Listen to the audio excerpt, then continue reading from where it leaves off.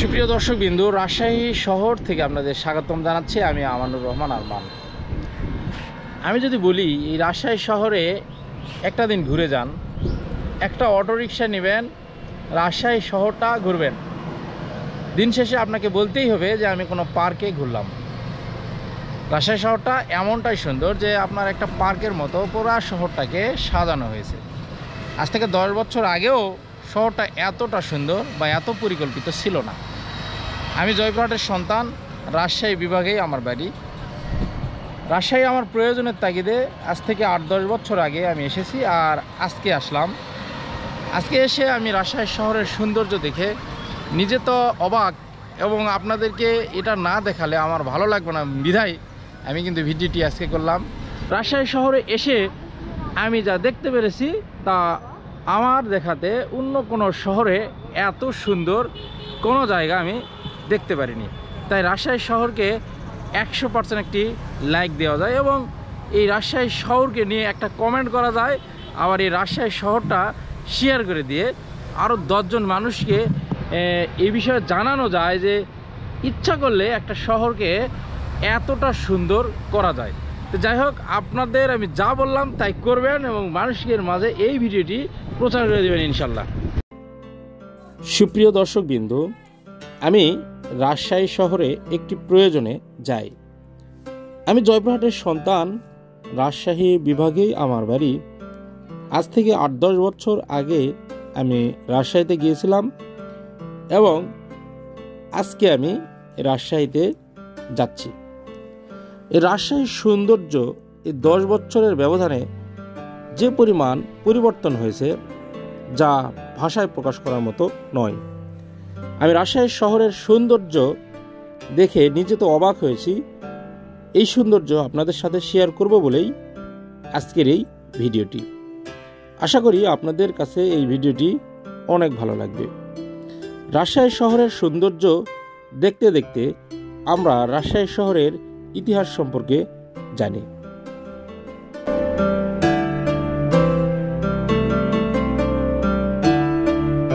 সুপ্রিয় দর্শকবৃন্দ, এই যে আমের চত্বর দেখতে পাচ্ছেন, এই চত্বরটি রাজশাহী জেলাতেই অবস্থিত।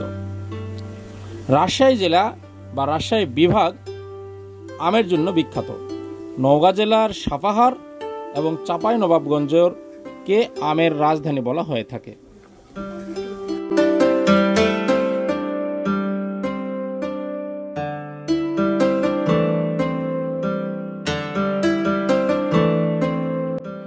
রাজশাহী জেলা বাংলাদেশের উত্তর পূর্বাঞ্চলে অবস্থিত একটি সীমান্তবর্তী জেলা।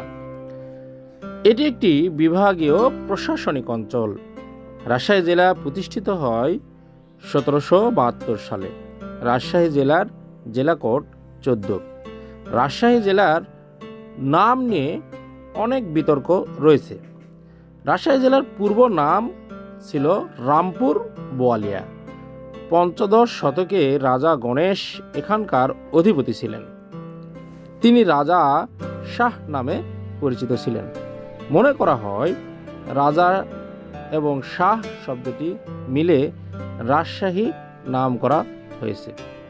ইতিহাসবিদ অক্ষয় কুমারের মতে রাজশাহী নাম রানী ভবানীর দেওয়া। এছাড়াও রাজশাহীর নামকরণ নিয়ে আরও মতভেদ রয়েছে। স্বাধীনতার যুদ্ধের সময় রাজশাহী 7 নম্বর সেক্টরের অধীনে ছিল। রাজশাহী জেলার মোট আয়তন 2407.01 বর্গ কিলোমিটার।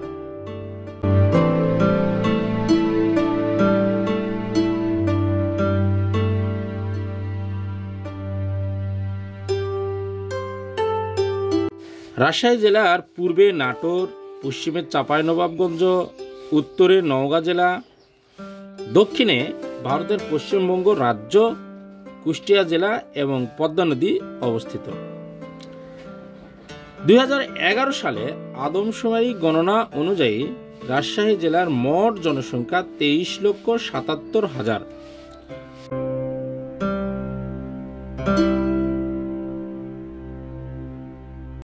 রাজশাহী জেলার উপজেলা 9টি।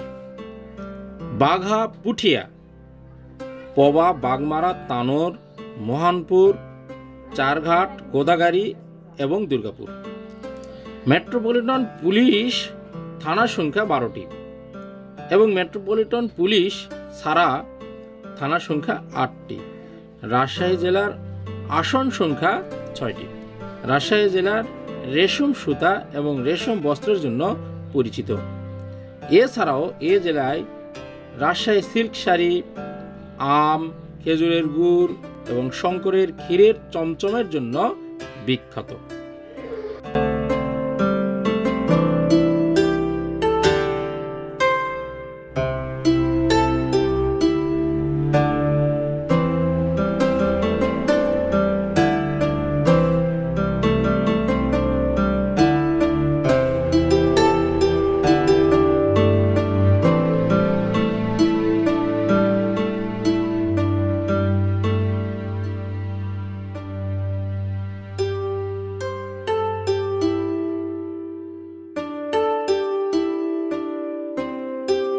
প্রিয় দর্শকবৃন্দ, আমি যে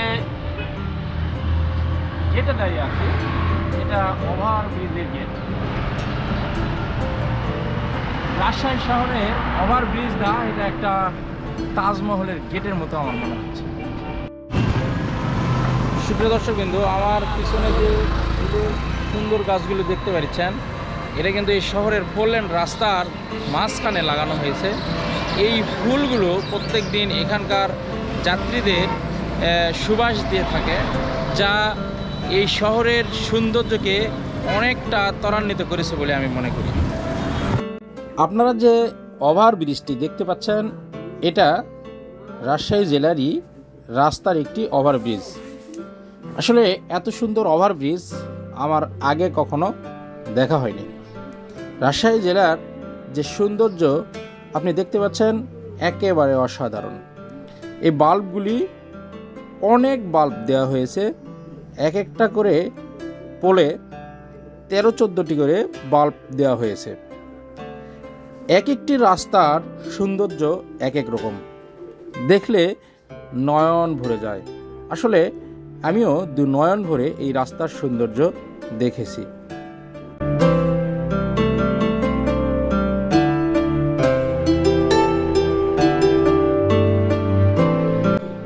এছাড়াও রাজশাহী জেলার অনেক দর্শনীয় স্থান রয়েছে। এগুলোর মধ্যে বাংলাদেশের পুলিশ একাডেমি, বাংলাদেশ রেশম উন্নয়ন বোর্ড, বরেন্দ্র জাদুঘর, পুঠিয়া রাজবাড়ি, বাঘা মসজিদ, পোস্টাল একাডেমি, শাহ মখদুমের মাজার প্রভৃতি উল্লেখযোগ্য। এছাড়াও রয়েছে রাজশাহীতে উল্লেখযোগ্য ব্যক্তিদের বসবাস। হযরত মাওলানা শাহ মখদুম, বিশিষ্ট রাজনীতিবিদ AHM কামরুজ্জামান, কবি হাসান আজিজুল হক, কণ্ঠশিল্পী এন্ড্রু কিশোর এবং চলচ্চিত্র অভিনেতা এবং নাটকের অভিনেতা নুসরাত ইমরোজ তিশা। এছাড়াও রয়েছে আরও অন্যান্য ব্যক্তিবর্গ।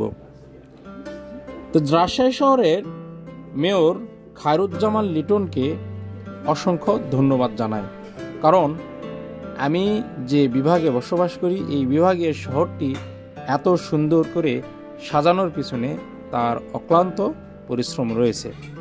তো যাই হোক, আজকের এই ভিডিওটি আপনাদের কেমন লেগেছে এবং রাজশাহীর ইতিহাস আপনার কাছে কতটা ভালো লেগেছে অবশ্যই কমেন্টে জানাবেন। আজকে এই পর্যন্তই, আগামী কোনো এপিসোডে আবারও দেখা হবে ইনশাল্লাহ।